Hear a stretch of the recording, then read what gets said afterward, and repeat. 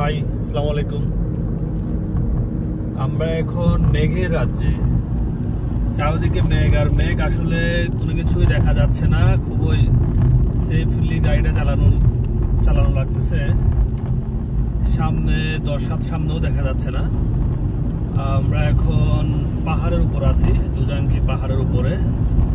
এই হাকুদাতে যাচ্ছি।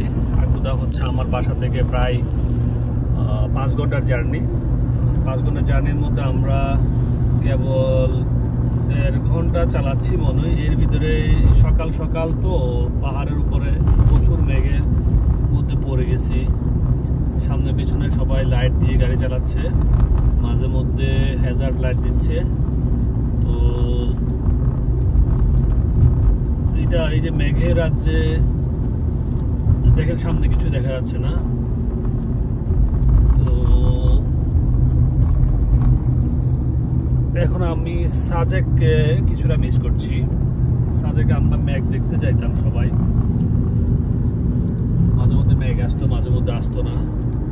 কিন্তু এখানে এসে দেখতেছি, এটা আমার ফার্স্ট এক্সপিরিয়েন্স এখানে, মেঘ নিয়ে ফার্স্ট এক্সপিরিয়েন্স জাপানে। এত মেঘ হবে এটা ভাবি নাই। তো যাই হোক, দেখা যাক সামনে কি আছে। ভালো থাকবেন সবাই। আসসালামু আলাইকুম।